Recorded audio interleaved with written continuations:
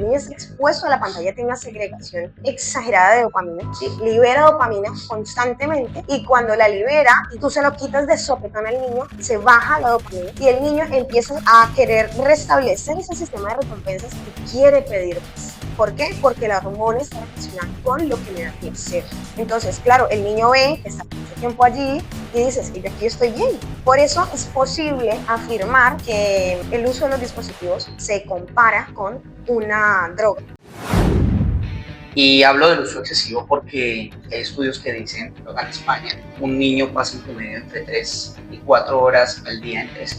¿Eso qué quiere decir? Que este niño o este adolescente está pasando más de 15 horas al día con un dispositivo móvil. Claramente y en primer lugar, la responsabilidad está en nosotros.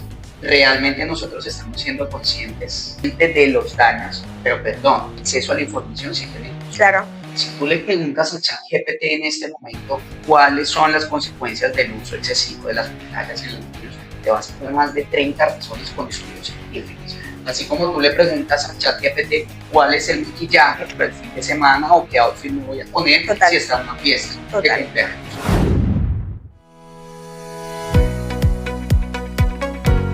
Hola, ¿qué tal? Bienvenidos a nuestro tercer episodio de nuestro podcast Casados, pero no callados. No, señora. ¿Cómo estás, mi amor? Excelente, muy bien. ¿Estás toda palomita y toda? Sí. Como siempre. Hoy estoy muy emocionada porque vamos a tratar un poquito, sabes que a mí me encanta. Así es, por supuesto. Le damos la bienvenida a todos ustedes a la conexión de este nuevo episodio de Casados pero no callados y también les invitamos a conectarse a través de nuestras redes sociales. Recuerden, estamos en Instagram como @casados pero no callados. También pueden seguir la cuenta de nuestro restaurante que es Pedí y come. Y también seguir la cuenta que tiene mi esposo de desarrollo personal y algunos tips sobre psicología que es Equilibrio MX. Equilibrio MX en Instagram y por supuesto suscribirse a este canal para que estén pendientes de todos los episodios. Ustedes estén pendientes de episodios de podcasts grandes, pues hombre, un empujoncito que nos den a nosotros. Claro que sí, un empujoncito. Un empujoncito está muy bien. Así que bienvenidos de nuevo a este su podcast donde vamos a hablar y donde generalmente hablamos de diferentes temas de familia, de pareja, temas de relaciones, en fin, temas que son de gran interés para nosotros, para todos en general. Y hoy tenemos un tema muy especial, un tema que a veces sentimos que no tenemos salida. A veces decimos, bueno, ¿qué vamos a hacer y cómo vamos a manejar el tema del uso de los dispositivos móviles o las pantallas en nuestros hijos? Se está volviendo un dolor de cabeza este tema, ¿no? Sí, un dolor de cabeza social también, ¿sí? Con esta nueva pandemia, por así decirlo, después de la pandemia que se gestó en el 2020. Hoy me voy a medir el aceite con los 3 años que llevo ya de la carrera y estoy combinando el sexto semestre. Para los que no saben, pues estudio psicología. Este tema de las redes sociales, las pantallas, los dispositivos electrónicos en los niños a mí me encanta mucho, porque siento que es un tema que se ha vuelto muy común verlo en diferentes contextos, ¿sí? Entonces, por la calle, en los colegios, en las relaciones que tenemos con nuestros hijos, en la casa también, la forma que ellos tienen de socializar y relacionarse a través de estos mecanismos que ven en redes sociales, cosas que no son, las edades, el cómo afecta el neurodesarrollo también de nuestros niños. Entonces, vamos a hablar un poquito de todo y vamos a conversar un poquito sobre este tema que está en auge. Y este es el tema de hoy en Casados pero no callados, las pantallas en nuestros niños, la droga socialmente aceptada que consumen literalmente a nuestros niños y adolescentes. Así que bienvenidos a conectarse a este episodio. Y para hablar de este tema es muy importante hacer un breve análisis de cómo llegaron los dispositivos móviles a ser parte de la cotidianidad nuestra. Investigando un poco, hay ciertas etapas que hemos recorrido como sociedad para que los dispositivos móviles se instalaran en nuestra casa, ¿sí? Desde la época predigital, que es más o menos entre los 80 y 90, cuando todo era muy analógico, consultábamos las revistas, los libros, el directorio telefónico, no se hacía en Google, los niños salían a la calle. Sí, esa era una época predigital, pero después viene la década de la conexión, que empieza a partir de los 2000. En la época de la conexión este nuevo milenio lo que hace es traer la conexión, la conectividad, ya intensificar un poco el Internet. Ahí empieza el Internet, entonces su mayor auge, y empieza a llegar a las casas. ¿A través de dónde? De la bombilla. Empiezan a hacerse los cibercafés, es donde nosotros vamos, empezamos a hacer consultas, conocemos personas, empieza el Messenger, el Facebook. ¿Vale? Luego, después de esta década de conexión, que fueron más o menos 10 años, desde el 2000 hasta el 2010, viene la época de la normalización. La normalización es cuando ya empezamos a ver que el teléfono se empieza a volver parte de en nuestras casas. Es decir, si en la época de digital era impensable tener un computador, era una idea súper futurista, ¿sí? Muchos no lo tenían. Yo tuve la fortuna de tener un ordenador más o menos como en el 2000, cuando ya se empezó a masificar el Internet. Pero ya en la normalización empezamos a ver que el Internet ya forma parte de nuestra vida, de nuestras casas. Empezamos a consultar el Internet de manera muy habitual, se empiezan a ver, digamos, a utilizar también el Internet para los deberes, las tareas de los estudios. Pero es justo en la llegada del COVID, ¿vale? Bueno, en la normalización empezamos a ver también que llegan los smartphones ya con videollamadas, con el WhatsApp, que es la conectividad, digamos, abre una ventana. Pero es en el COVID, ojo, donde los dispositivos móviles y el acceso a las pantallas, donde el acceso es masificado, que se empieza a tener una importancia, una relevancia total de estos dispositivos móviles o de las pantallas, porque es en el COVID donde estábamos aislados. Cuando el mundo se detiene, la tecnología y las pantallas abren un puente de comunicación en todo el mundo. Entonces empezamos a jugar en línea, a hacer ejercicio, empezamos a ver la educación virtual. Recuerda que los niños en ese momento se conectaban casi que todo el día. Todo el día, ya los juegos en línea también, la hiperconectividad, es porque una de las cosas que nos trajo el COVID fue eso, la hiperconectividad, ¿no? Estar más cerca de las personas que estaban, pues, digamos que prácticamente a nuestro alrededor de cierta forma, porque se escuchaban historias que yo me encierro en un cuarto y tú en otro, y nos hacemos así, jugamos en línea, y se reunía pues la gente también, ¿no? Y eso es una época que se conoce como una época de la aceleración de las tecnologías de la información, la masificación del Internet, y cuando de alguna forma se vuelve parte de nuestra vida el uso de las pantallas de manera cotidiana y de manera frecuente. Sobre todo, digamos, algo que yo creo que nos dejó el COVID en el uso de las tecnologías y de las pantallas fue la educación virtual, porque gracias al COVID las universidades en el mundo se enteraron, oye, yo puedo hacer educación virtual sin tener que los estudiantes desplazarse a las aulas de clase, y puedo hacer esta acción. Y yo creo que una de las universidades que empezó, digamos, ese listado fue la Universidad. Por supuesto que sí, la universidad fue una de las universidades que capacitó a otras universidades en diferentes sectores del país en temas de educación a distancia, porque pues, la Universidad Nacional Abierta a Distancia es pionera en la educación. Correcto, se fue un poco lo que... Pero llegamos a este momento donde nos encontramos actualmente, y es el momento en donde para nosotros las pantallas y para muchas personas se están convirtiendo en la adicción. Es decir, las pantallas son inseparables del ser humano. No hay una persona, si la hay, muy que no tenga que conectarse de manera habitual con las pantallas. Y hoy son estas pantallas las que también están provocando, como hay un acceso a la tecnología, digamos, una accesibilidad mayor, yo puedo estar conectado con personas de todo el mundo. Hay muchas ventajas, pero se están viendo desventajas desde el punto de vista psicológico y desde el punto de vista social, sobre todo en los niños. De esta manera, mira, desde que no creíamos que iba a llegar un ordenador a nuestra casa, hasta donde hoy ya estamos manejando IA con unos procesos de bastante acelerados, complejos, y los niños ya están teniendo acceso. Y aquí ya se plantea una preocupación desde la misma Organización Mundial de la Salud, desde las asociaciones de pediatría, por el uso excesivo que los niños y los adolescentes están haciendo de las pantallas. Y ojo, no estamos hablando solo de los dispositivos móviles, estamos hablando de las pantallas, televisor, tablet, dispositivos, videojuegos, que se están formando parte de la vida cotidiana de nuestros niños y adolescentes. Y aquí hay que hacer un punto de inflexión, y de eso se trata este. de reflexionar un poco sobre el uso excesivo de las pantallas en nuestros niños. ¿Por qué? Porque sí lo están afectando. Ya hay estudios que han demostrado que el uso excesivo de pantallas está dañando el cerebro de nuestros niños. Y para iniciar con esto, tenemos que hablar un poco de cómo funciona el cerebro de nuestros niños.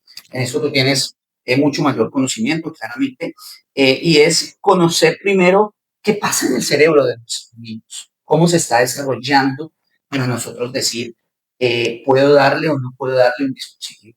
Podría llegar a afectarle el uso excesivo de este dispositivo a nuestros hijos. ¿Cómo funciona el cerebro del niño? Bueno, yo te voy a contestar esa pregunta con otra pregunta básica. ¿Tú le darías a tu hijo de 5 años la responsabilidad de ir a la tienda que queda a 3 calles a que comprara algo? No, ¿verdad? No. ¿Le daríamos las llaves del coche a nuestro hijo de 11, 12 años? No, ¿cierto? Porque si lo pensamos y hacemos un análisis introspectivo de qué cosa tan amplio, ¿sí? Sabemos a ciencia cierta que el niño no está preparado, sus procesos internos psicológicos no están preparados, el tipo de pensamiento, si de razonar, de controlar sus impulsos, no están preparadas para que los niños puedan ejercer estas funciones. Entonces, no puedo mandar a un niño de 3 años, de 5 años a la tienda o al supermercado, ¿sí? ¿Por qué le doy un dispositivo a mi hijo si mi hijo no tiene la edad para asumir esa información, ¿sí? Esa saturación de información que le está llegando, ¿sí? Entonces, respondiendo a tu pregunta, básicamente el cerebro de nuestros niños está en desarrollo, ¿sí?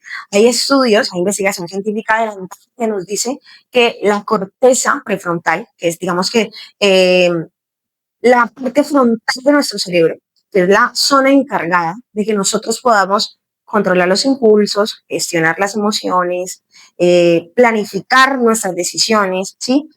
Hay otra serie de subcortezas, por así decirlo, ¿sí? Que se dividen y que todas están, digamos que, engranadas para que el niño pueda controlarse.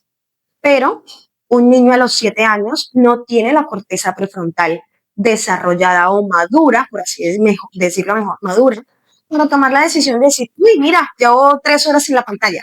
¿Sí? No la tiene. ¿Por qué? Porque todavía no tiene la edad para decir y razonar y hacer ese análisis y decir que llevo mucho tiempo. Entonces, claro, el cerebro de nuestros niños está en desarrollo. La corteza prefrontal se desarrolla alrededor de entre los 30 y 34 años, estudios que nos dicen. Entonces, imagínate cómo es la inmadurez de esta zona del cerebro a los 5, 6 años, ¿sí? Y tú le das un dispositivo al niño a los 5, 6 años y el niño no sabe qué hacer con esa cantidad de información. Entonces, o sea, la información que llega al niño no es capaz de recibirla y de comprenderla como si tuviera una edad mayor. Entonces podemos decir que definitivamente a nivel fisiológico, en las estructuras del cerebro, el niño no está preparado para asumir, digamos, lo que significa el usar una tecnología, un dispositivo como el.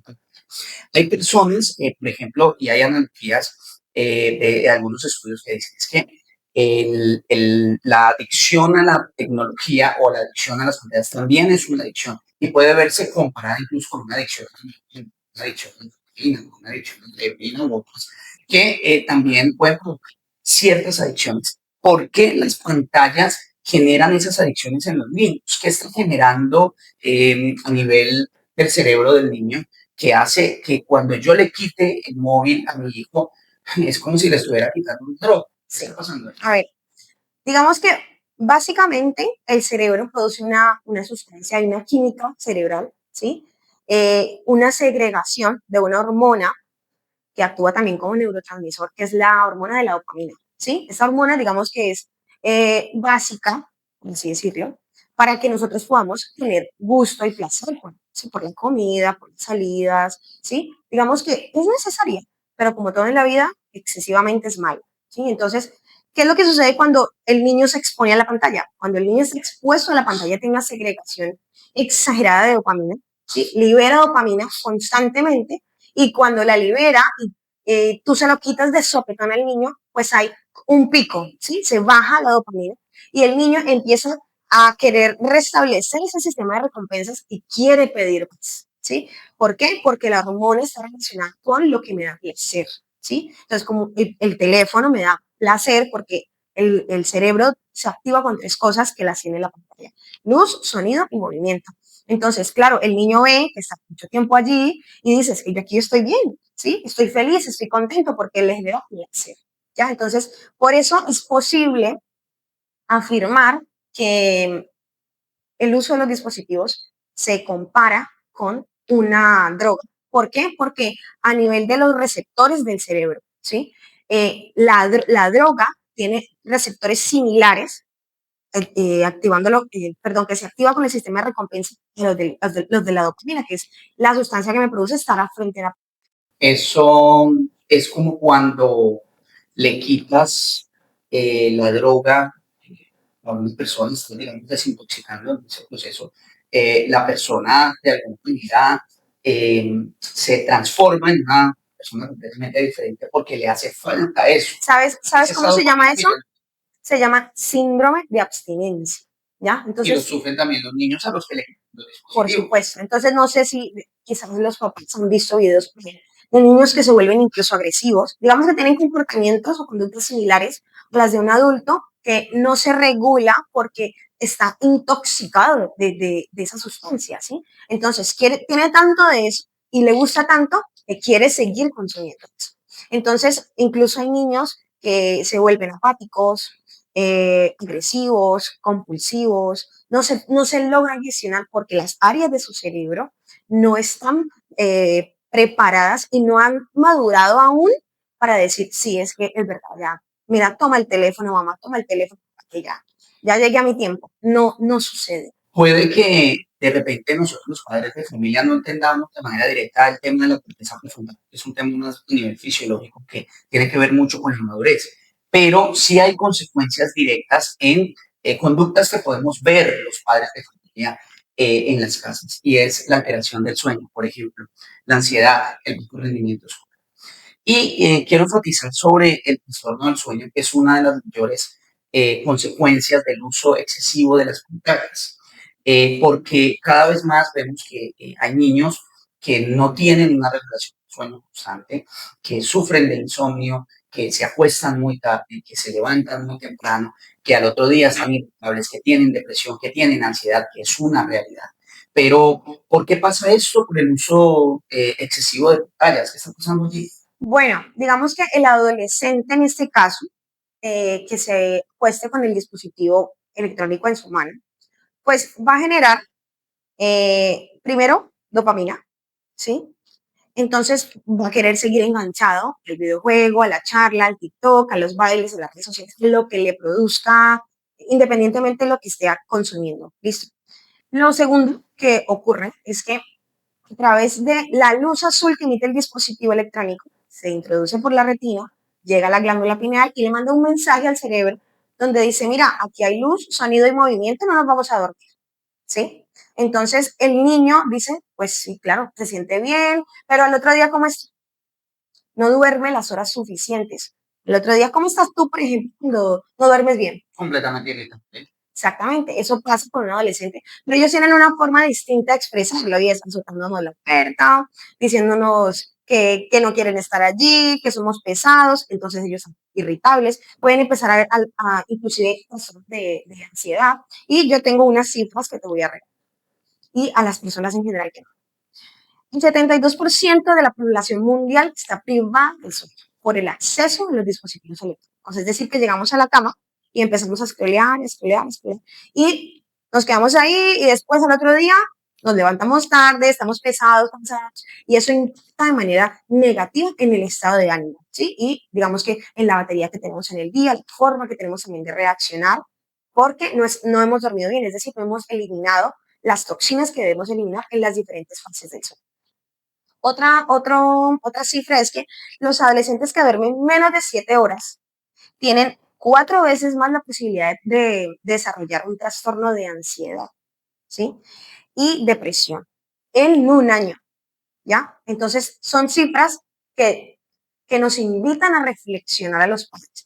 Incluso un 52% de esos adolescentes que te nombro tienen un 58% más probabilidades de autolesionarse o incluso llegar al suicidio. ¿Por qué? Porque no se regulan, no se gestionan y aparte están en una constante comparación a través de un medio que es la pantalla, ¿sí? Entonces, no hay un sueño profundo, el niño es irritable, el niño es apático, y empieza la comparación, el otro día no quiere ir al colegio, está irritable, no capta bien la información, no está atento, a veces sus procesos de memoria no son los adecuados y esto se deriva de muchas horas sobreestimulados, empezando que en la adolescencia hay una hiperactividad de la amígdala cerebral. La amígdala cerebral es esa responsable del miedo, ¿sí? Que se activa cuando tú estás frente a algún tipo de situación, ¿sí?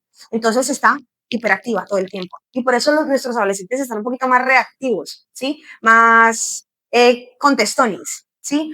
Porque en esta edad ellos quieren sentir un poquito más y razonar un poquito más, ¿sí? Porque no tienen la corteza frontal todavía madura y en su pico como tal, pero tienen la amígdala activa y pues sus empresas. Allí, sin duda, hay una explicación muy válida frente al aumento de los casos de ansiedad y depresión en los niños y adolescentes, que cada día, digamos que nos ocupan mucho más, por lo que dicen las estadísticas. Pero también hay un tema bastante importante frente al uso de los dispositivos móviles, al uso de las pantallas, y es los nuevos modelos de rol. Son los imaginarios sociales que están haciéndose cada día más los niños y adolescentes. Yo recuerdo que anteriormente tú le preguntabas a un niño qué quería ser cuando sea grande y este niño te respondía que quería ser bombero, que quería ser médico, que quería ser ingeniero, que quería ser astronauta. Y si tú le preguntas a un niño en este momento qué quiere ser cuando sea grande, casi que en las primeras respuestas va a ser que quiere ser youtuber, influencer, actor de televisión o cantante. Y es porque con el uso de las pantallas, el uso sobre todo de las redes sociales, estamos viendo que hay nuevos modelos de rol, es decir, esos nuevos referentes que tienen nuestros niños y adolescentes de qué quiero ser. Pero yo creo que aquí hay algo peligroso y es sobre una construcción que no es muy realista de lo que nuestros niños están haciendo. Es decir, los youtubers que venden, los influencers que venden felicidad, dinero, fama, reconocimiento, belleza. Y estos son los estereotipos que cada vez se están reforzando. Entonces son nuevos modelos de rol que están asumiendo nuestros niños y que me parece que es peligroso en función del progreso de la sociedad. Es decir, hacia dónde vamos con esos nuevos modelos de rol. Porque en estas redes sociales, sin una corteza prefrontal desarrollada, sin un acompañamiento, sin una supervisión, lo que está haciendo es que los niños estén confundiendo completamente. Pero no hay una supervisión, no hay una... Te voy a hacer una precisión ahí. Por ejemplo, piensa tú cuando estás quizás aburrido, entras en la pantalla, ¿sí? Empezar a mirar. A ver, ¿qué ves tú allí? Vidas perfectas, ¿sí? Nos encontramos con la familia perfecta que pone a sus 6 hijos a comer, todos los niños están limpios, impecables, no se ensucian, no pelean entre ellos, no discuten. Eso son cosas que no suceden. Sí, la vida real es distinta, la gente muestra, todos mostramos a través de redes sociales lo que queremos enseñar. Nadie enseña la pelea que ha tenido con su esposo, nadie enseña que en una crianza respetuosa, en una crianza difícil también a veces hay gritos, hay preguntas, hay miedos, hay temores, eso no lo mostramos en redes sociales. Entonces, claro, viene este niño que no tiene la corteza prefrontal desarrollada y que siente frustración. Si una persona normal, digamos un adulto, entra y ve esta vida perfecta y dice, pero yo por qué no tengo eso? ¿Sí? ¿Yo por qué no tengo ese cuerpo? ¿Yo por qué no tengo ese estilo de vida? ¿Yo por qué no soy así? ¿Yo por qué no soy así? ¿Yo por qué le va mejor en el trabajo? ¿Sí? Entonces, no, me comparo yo de adulto y eso me hace sentir triste. Y ahí pueden venir síntomas de depresión, incluso pueden desencadenar depresión. Ahora, si lo volcamos a un niño donde no tiene quizás de pronto cimientos emocionales fuertes, ¿sí? Y una autoestima bien apoyado y construido en su casa desde la infancia, que para contextualizar a las personas, todo lo que vemos en la adolescencia es lo que se ha gestado y lo que nosotros como padres hemos gestado en la infancia. Entonces, los cimientos emocionales y las herramientas de afrontamiento, las técnicas de afrontamiento que yo le doy a mi hijo en la infancia, pues son las que en la adolescencia me van a empezar a salir de donde sea, ¿sí? ¿Por qué? Porque los niños, aparte que la adolescencia es un periodo de encaje, ¿sí? El niño quiere estar donde sus amigas estén, la niña quiere estar donde sus amigas estén y quiero encajar, y entonces a veces viene también el consumo de sustancias, porque es que mi amigo no puede, y es que tú no te atumas el reto, y es que, sí, y llegan las redes sociales hiperreales. Entonces, por eso es que es tan importante darles a nuestros niños esa base sólida desde la infancia. Deje que el niño se frustre, déjelo llorar, de cierta forma. No es que lo deje llorar 2, 3 horas, ¿no? Está llorando, acompáñelo, ¿sí? Acompáñelo, explíquelo, siéntelo, abrácelo, diga, Valídele ¿sí? su emoción. Valídele su emoción.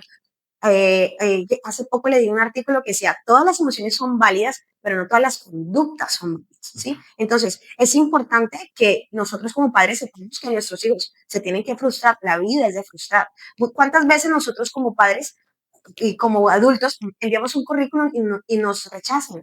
Sentimos frustración. ¿Qué me pasa a mí? ¿Sí? Yo me frustro y eso es necesario, ¿sí? Deje que el niño se frustre amarrando, no se puede amarrar el zapato, déjelo que lo haga. Déjelo que se frustre, déjelo que pueda, de cierta forma, soltar lo que tiene, pero acompáñelo, ¿sí? Guíelo, que es importante. Cuando hablamos de las consecuencias que tiene el uso también excesivo de las pantallas, y hablo del uso excesivo porque hay estudios que dicen que, por ejemplo, acá en España, un niño pasa en promedio entre 3 y 4 horas al día con un smartphone, y el fin de semana es en promedio de 5 horas en el día. ¿Eso qué quiere decir? Que este niño o este adolescente está pasando más de 15 horas a la semana con un dispositivo móvil, ¿sí? Con el uso de... Pero vale la pena preguntarse aquí la responsabilidad de quién es. Claramente y en primer lugar, la responsabilidad está en nosotros, ¿sí? Pero de nosotros los padres que realmente estamos asumiendo bien ese trabajo, realmente nosotros estamos siendo conscientes de que los niños están aprendiendo a utilizar adecuadamente los dispositivos móviles, o estoy consciente de los daños, ¿sí? O no estoy consciente, porque entiendo que hay padres que tienen de pronto algún tipo de conocimiento, pero perdón, como tú lo dices, acceso a la información sí tenemos. Claro. O sea, sí tenemos acceso. Estamos aquí precisamente que hay una hiperconexión. Si tú le preguntas a ChatGPT en este momento cuáles son las consecuencias del uso excesivo de las pantallas en los niños, te vas a tener más de 30 razones con estudios científicos. Así como tú le preguntas a ChatGPT cuál es el maquillaje para el fin de semana o qué outfit me voy a poner si está en una fiesta de cumpleaños. ¿Vale? Entonces, es una responsabilidad que también recae entre entre los padres de familia, entre nosotros los padres de familia. Y más sabiendo que a los niños se les dan móviles desde antes de los 10 años. En Colombia es más del 35% de los niños tienen el primer smartphone antes de los 10 años, que es el 16%. Entonces, hay una responsabilidad. Yo quiero que hablemos de este tema de la responsabilidad de los padres de familia, ¿no? Porque hay una regulación a nivel mundial, y la regulación empieza por la Organización Mundial de la Salud, que nos dice, ojo, desde los 2 años usted no puede tener ningún tipo de dispositivo móvil o no se lo puede permitir a sus hijos. Yo no voy tanto con esta regulación de la OMS porque creo que no está actualizada, pero me voy a la de la Asociación de Pediatría Infantil. Y esta Asociación de Pediatría dice que a partir de los 6 años, es decir, 0 pantallas. De 0 a 6, 0. 0 pantallas hasta los 6 años, hasta los 6 años de vida. Luego, de 6 años a los 12, máximo 1 hora. Y luego, de los 12 a los 16, máximo 2 horas al día supervisada. ¿Estamos cumpliendo eso? No se está cumpliendo. En la mayoría de casos, yo, gracias a Dios, me he vuelto muy observada. Gracias a esta carrera tan hermosa, me he vuelto muy observadora y yo, por ejemplo, camino a mi hijo, veo que en lugar de ir conversando con tu hijo, bueno, yo con mi hijo, digamos que tengo un cafecito, me voy charlando, echando chistes, programándolo para el resto del día, pues yo digamos que mi cabeza funciona allí. Y yo, como voy en esa vía, yo voy mirando y analizando un poco y observando, y yo veo que van los papás, o sea, van con el niño, la niña cogidos de la mano. No hay ningún tipo ni de contacto visual, ni de comunicación, absolutamente nada. Y el papá va con el móvil y ya, va con el móvil y adiós, ¿sí? O va la mamá con su dispositivo electrónico y el niño con el cochecito, ahí, mientras que llega al cole ya tienes tu dosis de dopamina y el niño, después el maestro dentro del aula es que está, bueno, ese niño, déjame controlar, está irritable, no capta la información, pero ¿qué pasa con el niño? No sé. Y están los padres, no sé, no sé. Claro, pero sí sabemos.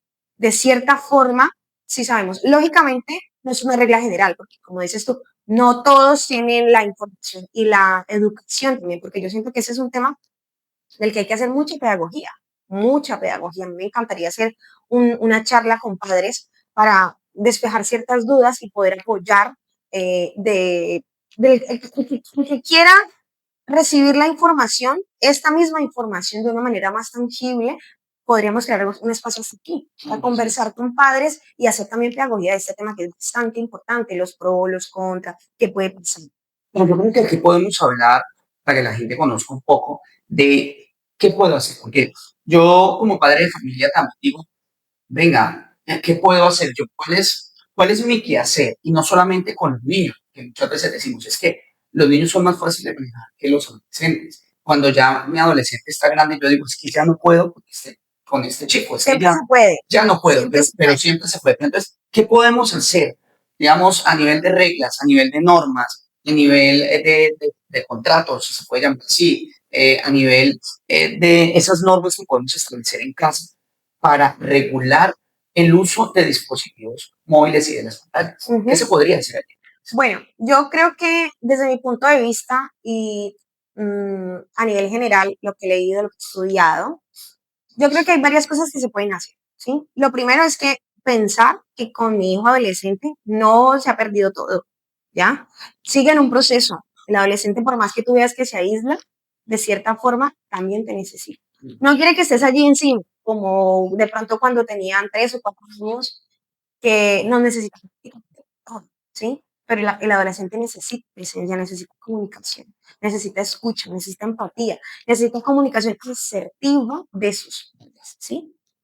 Eh, una de las primeras cosas que se puede hacer, sin duda, el control parental.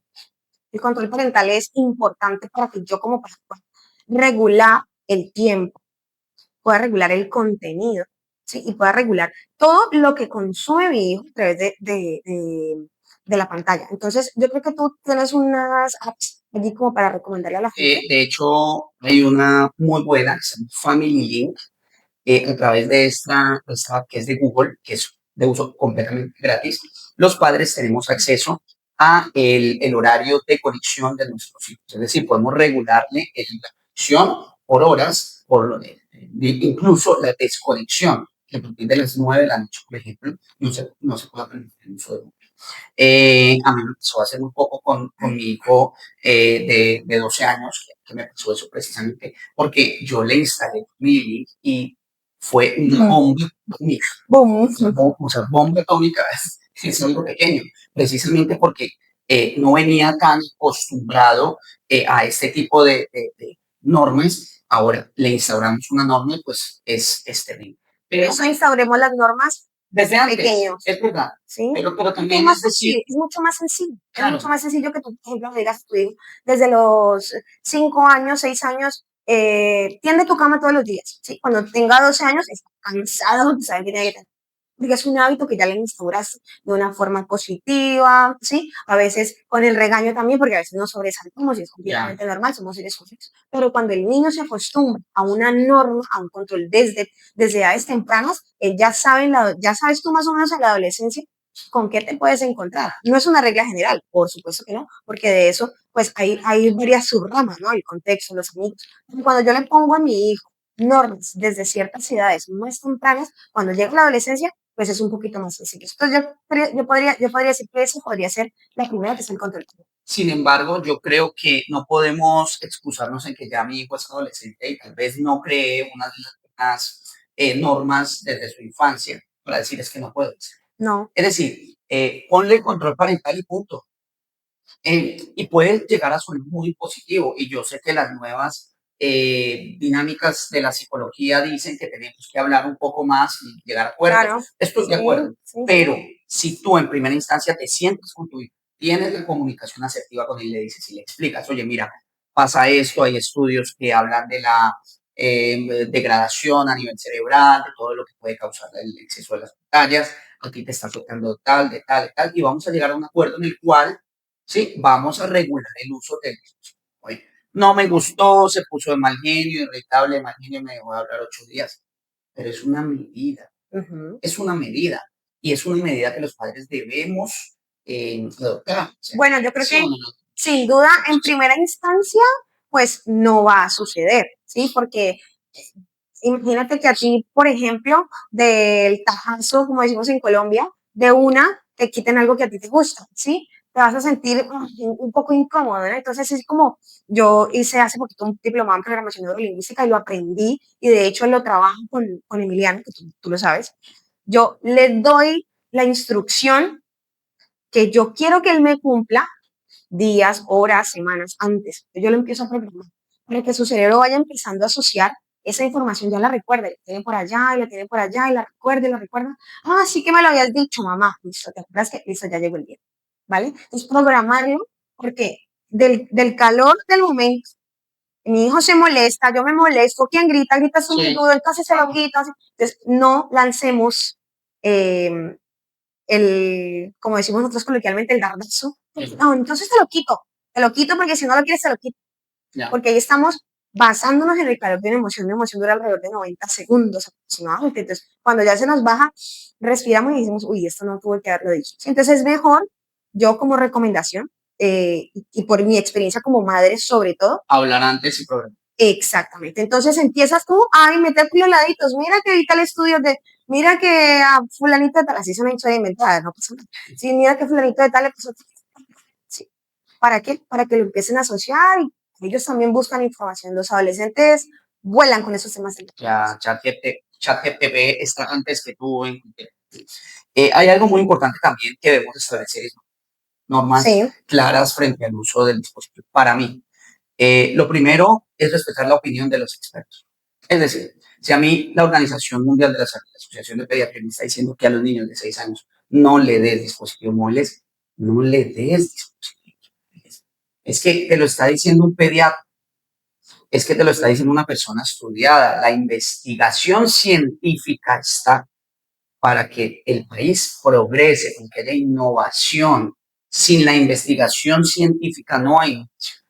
Y si un científico te está recomendando que lo hagas, no lo hagas, porque ya hay estudios que te están diciendo por qué no debes hacer, ¿vale? Entonces, lo primero es seguir las recomendaciones de los expertos. Y lo segundo, me parece que es muy importante y es hablar sobre normas y hablar sobre espacios, sitios, lugares y momentos en donde definitivamente no deben usarse los dispositivos.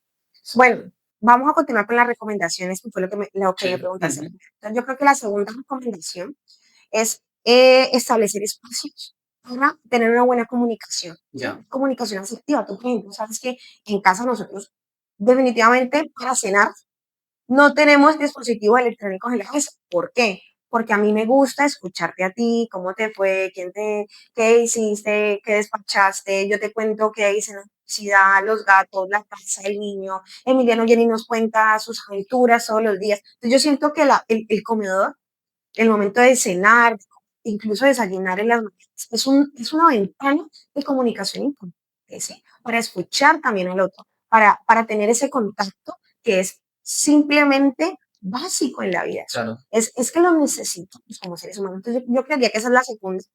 La tercera son los espacios lúdicos en familia, ¿sí? Los juegos de mesa, las salidas al parque, por ejemplo, un picnic, ¿sí? Son cosas que quizás no nos quitan tanto dinero como el dinero que nos cuesta un teléfono móvil, ¿sí? Pero que sí podemos hacer un sándwich y hacer, por ejemplo, un picnic, ¿sí? O hacer una pijama con nuestros hijos. Eso es tiempo de calidad, tiempo que ellos van a recordar sin duda alguna. ¿sí?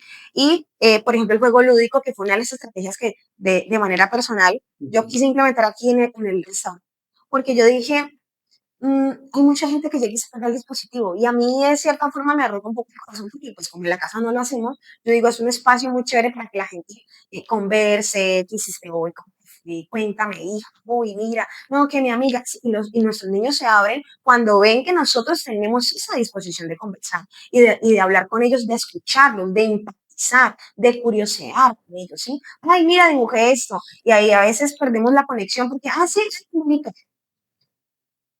curiosea tú con ¿y eso qué significa? ¿Y eso qué color es? ¿Y por qué le pusiste esto? ¿Sí? Porque cuando viene mi hijo y me dice algo y yo le corto lo que me quieren ir a decir con él, sí te quedó muy bien, pues mi hijo empieza a generar más adelante una desconexión conmigo y después llega del colegio, que se lo tengo para ti, ¿cómo estás? Bien. ¿Cómo te fue en el colegio? Bien. No me cuentas nada. Sí, no hay una conexión. Exacto, pero porque la estás gestando desde edades y no nos damos cuenta muchas veces. Seguramente porque también estamos repitiendo otras cosas. Podemos hablar de los definitivamente no usos de dispositivo móvil en ciertos lugares. Sí, bueno, yo estuve leyendo, investigando un poco, una neuropsicóloga pediatra que yo sigo hace bastante tiempo y tiene unos 5 no fantásticos, ¿sí? Y se los voy a regalar a todas las personas. El primero es nunca, cuando queremos silenciar una emoción, que era lo que les decía. ¿Sí? Entonces, mi hijo está frustrado, déjalo que se frustre, amarrándose el zapato, pero acompáñalo, explícale, hazle tú el moñito para que él sepa cómo tiene que hacerlo. Está llorando, no le pases el dispositivo, lo estás calmando, le estás impidiendo que salga esa emoción. Déjalo que si tiene que llorar porque un amigo le quitó el pelota, lloró, abrázalo, acompáñalo, explícale, ¿sí? ¿Por qué el niño? ¿Cómo te sientes? ¿Sí? Pero nunca para silenciar la emoción. El segundo nunca es cuando estamos comiendo, ¿sí? ¿Para qué?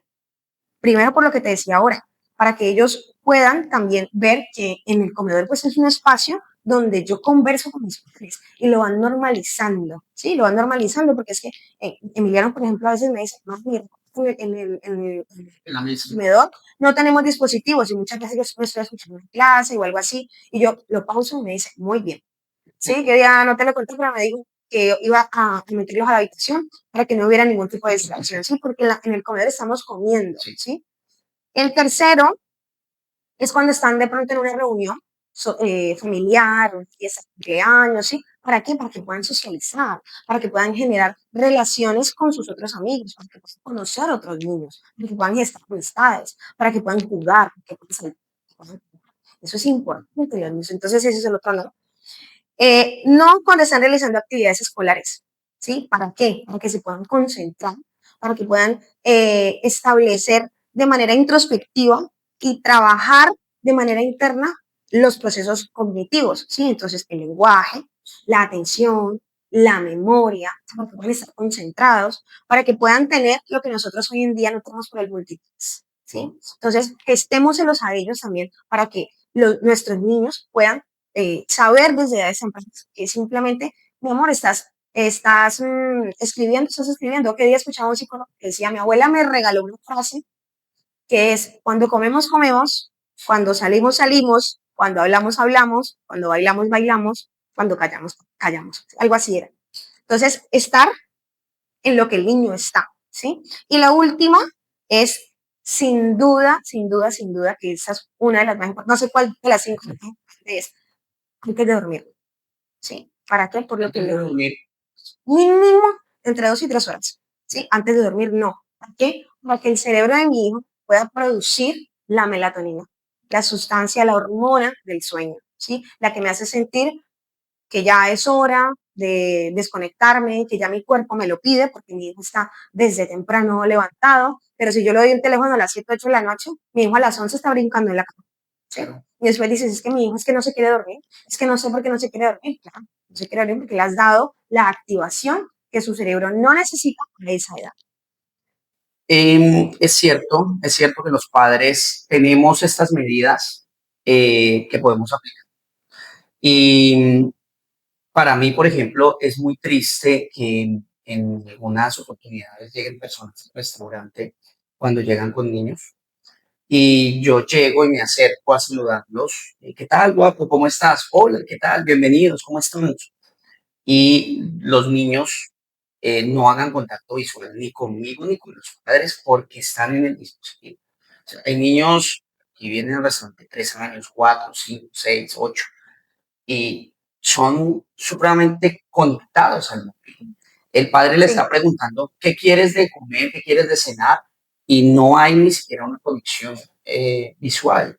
No hay un contacto. El niño no lo mira y dice lo que quieras. Hamburguesas sí, nuggets sí, no, no. O sea, a mí me parece que es muy triste en lo que hemos caído porque de alguna forma el contacto físico, el contacto visual no puede perderse y menos en una relación entre padres e hijos. Pero aquí hay otro, para finalizar ya el podcast, y el otro rol de gran importancia para mí. Tú sabes que hemos tenido este debate en varias oportunidades antes de ajustarnos. Es un ritual, además, nosotros antes de dormir. Y es la responsabilidad que tienen aquí las instituciones públicas, el Estado y los educadores. sí, ¿En qué? En legislar, en establecer políticas y en regular el uso y el acceso de los dispositivos en los menores y en los adolescentes. Para mí, el Estado, no solamente aquí en España, a pesar de que en Europa hay un poco más de condiciones y se han creado comités científicos precisamente para poder movilizar más la legislatura en ese sentido, pero en Latinoamérica se han hecho los de la vista gorda. El Estado y en general en el mundo, me parece, a pesar de que Francia, Alemania, Australia, Suecia están encaminados hacia desarrollar estas políticas públicas. No hay políticas públicas estrictas que sancionen, que controlen, que legislen, que verifiquen. Nada. Lo único que hay es que cuando un menor entra a Facebook o Instagram, la única pregunta es, ¿usted es mayor de edad? Por favor, dele clic. Por favor. Tenemos en España, por ejemplo, el acceso al certificado digital. Las personas que quieran hacer un trámite ante las instituciones públicas tienen que tener un certificado digital que lo avale, que usted cuenta con un DNI, que usted cuenta con una, de alguna forma, regulación fiscal, que usted es mayor de edad, que usted tiene unos criterios para poder tener la autonomía. ¿Por qué no lo hacen en redes sociales? ¿Por qué no podemos instaurar un sistema de tecnología biométrico o un sistema facial ya. en donde tú puedes poner tu DNI o tu pasaporte o lo que tú quieras que te identifique que tú seas mayor de edad o que cumples con la mayoría de edad que establece Facebook, que según ellos es de 16, pues tenemos que sociedad. No se cumple. ¿Y quién lo legisla? ¿Y quién lo regula? Nadie. Porque al Estado no le interesa, porque no hay intereses de los fabricantes de móviles, porque hay intereses de los dueños de las redes sociales, porque hay intereses de los mismos empresarios en que esto no se cumpla. O sea, la industria farmacológica, sí. Básicamente, la industria farmacéutica, si yo voy a tener más niños con depresión, más niños con ansiedad, pues entonces voy a poder medicarlos mucho mejor y voy a poder vender mis productos. Pero, ¿qué hace falta? Una legislación. Señores políticos, señores dirigentes locales, incluso de Honda, de Castellón, de la Comunidad Valenciana, de España, en Colombia, en todo el mundo. Los niños están en juego, es que son nuestros niños, es el futuro del país. Y ojo, porque así mismo está pasando con la niña que se viene encima, esto le está costando, esto está generando un gasto del sistema de sanidad. ¿Sí? Entonces, hay que hacer una regulación estricta que venga acompañada incluso de sanciones, porque es que hay padres, perdóname la expresión, en Colombia decimos, bueno, padres que no les importa, incluso los mismos padres le abren Facebook e Instagram a sus hijos bajo sus propias denominaciones. Sí. Vale, entonces que estos padres tienen una multa. Si hay una regulación, si hay una legislación concreta frente a la protección de la sanidad mental de nuestros niños, debe haber también una sanción económica para los padres. Pues venga y lo pagan. Porque es que estamos jugando con la salud mental de nuestros niños y estamos jugando con la salud mental del mundo en el futuro. ¿Y sabes qué? Con el tiempo, dicen los padres, es que este adolescente me tiene, a mí, Dios mío, me saca canas. es que está irritable, está apático, tú lo ves, solo quiere estar en el móvil, no quiere socializar, no quiere salir con amigos, no tiene amigos, pero es que tú le diste el móvil, no se lo regulaste, Claro. ¿sí? Y entonces, ¿qué tienes que hacer? Pues asume las consecuencias. O A, asumes las consecuencias de lo que no empezaste a controlar y a regular, porque siempre metamos en la cabeza que siempre hay algo por hacer. Siempre hay algo por hacer. Sí, por ¿sí? supuesto que hay algo por hacer. Yo sí pienso que el Estado nos ha dejado solos. Nos ha dejado solos porque cuando yo tomo la decisión de decirle a mi hijo, no tienes dispositivo móvil, no puedes tener móvil, ¿sí? Ojo, porque también ese niño se está sintiendo aislado de su entorno. Sí, a mí me Porque es que nosotros con Emiliano, pero es que mis compañeros tienen tablet, pero es que mis compañeros tienen smartphone. Es verdad, pero ¿dónde está la legislación que hace que ese niño también se sienta acompañado y que hace que se sienta incluido dentro de todo eso? Claro, si yo estoy tomando la decisión de decirle, tú no tienes el dispositivo móvil, ese niño no va a estar pendiente ni de las redes, ni de la última tendencia, ni de quién tiene el peinado más alegre, ni del último videojuego, como le dice Emiliano. No tiene ni idea de videojuegos, ¿no? De la vida. Claro. Entonces, listo, se aísla. Pero entonces, las instituciones educativas, las políticas locales, las políticas nacionales tienen que estar trabajando también para eso. Las instituciones educativas, por ejemplo, ¿qué están haciendo? En Madrid ya tomaron la decisión de decir en los centros educativos ni un dispositivo móvil. Es que tiene que ser así. Ni un dispositivo. Entonces, yo creo que nos hemos tardado porque esto, a pesar de que viene muy pronto, desde hace 3 décadas aproximadamente, es esta revolución tecnológica de las pantallas, pero ya es hora de tomar parte. Los padres no tenemos por qué sentirnos solos. Sí, es verdad, nuestra primera decisión decirle tú no tienes dispositivos porque hay una serie de estudios que lo muestran perfecto. Pero entonces también necesito al Estado que nos acompañe, que hayan charlas educativas, sí, también en los colegios. Y que nosotros como padres también, mire, pasa que los padres a veces nos unimos para decir qué regalo le vamos a dar de cumpleaños a un niño que está haciendo, dónde vamos a hacer la fiesta o abrimos un grupo para saber dónde le vamos a celebrar el cumpleaños a un amigo. Entonces, si que nosotros los padres no podemos abrir un grupo también de todos los niños del colegio, del salón de clase, y decir, ¿por qué no nos reunimos para debatir sobre el uso de dispositivos y pantallas de nuestros niños para que el entorno primero de sus amigos esté al nivel? Entonces, nos ponemos de acuerdo, perfecto. El niño A, el niño B, el niño C no tienen dispositivo, que tienen 4 años. Para que no haya un niño que diga, es que mi compañerito tiene dispositivo y yo no. Eso se puede hacer. Yo creo que eso falta primero un poco de trabajo, claro, a nivel de políticas públicas y la responsabilidad. De todas formas, tenemos que saber que los niños, en últimas, pues son niños. De pronto un adolescente empieza a tener un pensamiento más complejo, ¿sí? Pero el niño, sin duda, parte de lo que le enseñan en casa, ¿sí? Yo, por ejemplo, a Emiliano le digo, no, ¿tú crees que necesitas un dispositivo? Entonces yo le empiezo a enumerar, tienes 2 gatos, tienes pista, tienes para pintar, tienes para dibujar, tienes instrumento musical, tienes libros, ¿sí? Entonces tienes tantas cosas, no las necesitas. Emiliano entre semana no tiene televisión, ni un día, ni 40 minutos, no lo tiene.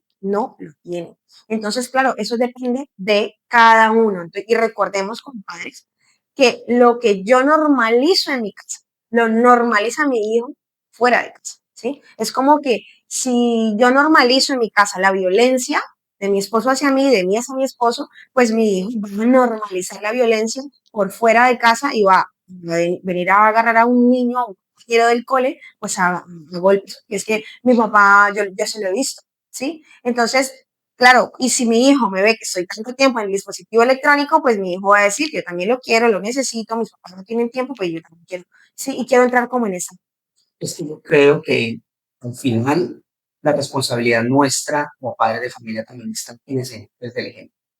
Es decir, yo no puedo exigirle a mi hijo que no se conecte a redes sociales cuando yo mantengo conectado 6 horas al día. Cuando yo mantengo haciéndome fotos de selfie cada vez que me como un buñuelo o pan de bono, eso es algo muy típico de Colombia. Sí, o sea, yo debo enseñar, yo no puedo restringirle a mi hijo el uso del dispositivo cuando yo mantengo con el dispositivo. Entonces, debo enseñar con el ejemplo. Y eso es darnos palos nosotros padres también, es reflexionar, es decir realmente qué estoy haciendo, qué no estoy haciendo con conciencia. Porque si bien a veces el debate nuestro se basa en que hay personas que carecen de conocimiento, que lo carecen sobre todo en Colombia, donde el acceso a la información, o a la educación, más bien no a la información, la educación es muy restringida, cada vez hay personas que pueden estudiar, en fin. Pero los padres sí tenemos una responsabilidad y debemos aprender a asumirla. Y debemos aprender a asumirla en el sentido de que son nuestros hijos el futuro, son nuestros hijos el futuro de este país, son nuestros hijos. ¿Qué va a ser de este país? Y no nos podemos sentir quejando todo el tiempo. Tomemos cartas en el asunto. Y yo creo que para finalizar, mi amor, es no satanizar, no, digamos que no estemos satanizando las redes sociales ni las pantallas. Yo creo que ni la tecnología, mucho menos, porque de hecho, gracias a la tecnología estamos llegando a través de este espacio con ustedes. Pero es saber aprovechar esa tecnología, saber usarla, sobre todo, responder a esas recomendaciones generales de nuestros niños, de los pediatras. Si nos dicen que no hasta los 6, no hasta los 6. Si nos dicen solo una hora, regulémoslo, apliquemos los no que decimos definitivamente. Para que después no estemos con el ayayay. Correcto, ¿sí? Para que después no nos estemos quejando y para que después no estemos diciendo que nuestros niños nos hacen papeletas en la calle, o que no se despegan, o que después tienen que ir a un psiquiatra con una depresión, una ansiedad severa. Y eso finalmente termina siendo nuestra responsabilidad. Así que, pues por ahora hemos llegado al final de este tercer episodio de Podcast Pero No Callados. Nosotros le agradecemos muchísimo haberse conectado, haber estado hasta aquí. Recuerden que si tienen comentarios de este episodio, o si tienen comentarios, si quieren que hablemos de algún tema particular, pueden hacerlo. Escriban aquí mismo en YouTube, pues escríbanos en nuestras redes sociales, nos sugieren, nos comentan si les gustó, si no les gustó, en fin. Aquí estamos precisamente para eso, para que podamos hablar aquí de todos estos temas. Así como el próximo tema, que de una vez lo vamos a lanzar, que es el tema del cuarto episodio, y es la nueva ley en España. ¿De acuerdo? De acuerdísimo. De acuerdísimo. Hablemos de ese tema.